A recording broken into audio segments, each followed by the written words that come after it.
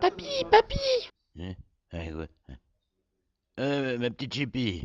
raconte-moi une histoire.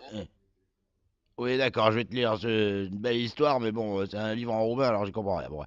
Alors, il était une fois une princesse qui était lesbienne. Alors, du coup, ses parents cherchaient à la marier d'office, c'était la seule. Et le problème, c'est que dans le village de la princesse, du roi et de la reine, il y avait que des vieux. Que des vieux. Alors bon, sauf un vieux qui se mettait à lécher les poutres. Et sur ces poutres, il y avait une moisissure maléfique qui avait le confortable avantage de lui donner une jeunesse absolument fringante. Donc c'était directement le promis de la princesse. Son problème, c'est que sa jeunesse n'en finissait pas. Il n'arrêtait pas de rajeunir et de rajeunir. Donc du coup, il risquait de perdre ce qu'on lui avait donné à la puberté. Mais je t'expliquerai. Bon. Et donc c'est pour ça qu'il part trouver une solution à la ville.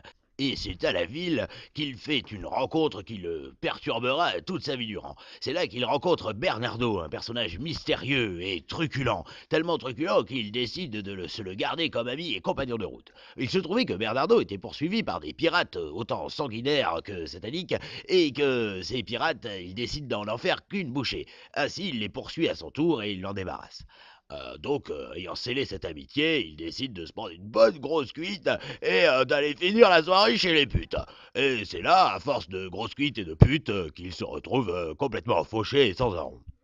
Alors, avec son ami Bernardo, il eut la géniale idée d'aller cambrioler un stock de sous-marins russes qui traînait dans le port. Ayant monté avec grande filouterie un superbe casse, ils s'introduisent chez les trafiquants russes et les surprennent en pleine ivrognerie. Mais ce qu'ils ne savaient pas, c'est que les communistes ne dorment jamais qu'à de l'œil, et n'écoutant que leur sanguinarité, ils se mettent à se poursuivre les uns les autres. Mais...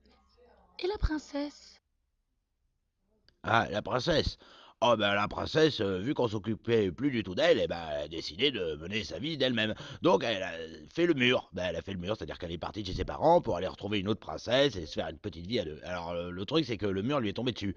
Alors à ce moment-là, elle a été transportée aux urgences du village où on s'est très très bien occupé d'elle. On lui a fait une injection de 2 mg d'antipénicilline et à ce moment-là, vu qu'on s'est très bien occupé d'elle, en fait, elle est devenue tétraplégique et amnésique.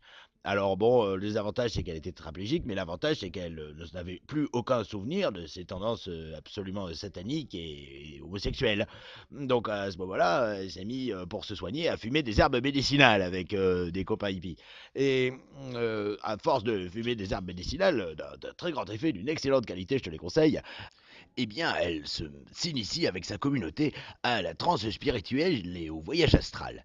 Et grâce à ces voyages astraux, perdus dans un cosmos absolument transluminique, c'est là qu'elle croise Punkta Yamanak. Punkta Yamanak est une ancienne divinité de la Sibérie inférieure, longtemps priée par les Incas du Sud-Ouest.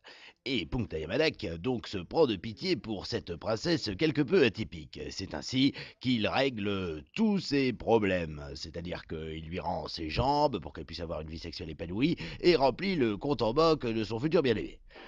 Tous ces problèmes ainsi résolus, elle peut enfin retrouver son futur chéri, qu'elle retrouve et ensemble, ils mêlent leur corps juvénile dans le stupre et la luxure, mélangent leurs fluides corporels et se laissent abandonner à un désir torride. Et c'est ainsi que finissent toutes les histoires. Ils furent heureux et eurent beaucoup d'enfants, enfin surtout elle.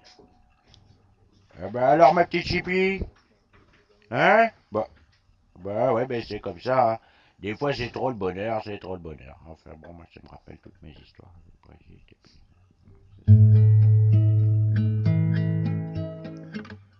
C'est kitsch ça. Mais tais-toi. C'est C'est clair, lui il vient nous faire, mais il vient nous faire chier oui, quoi. regarde là, c'est des trucs. Mais il y a Nico qui parle dessus.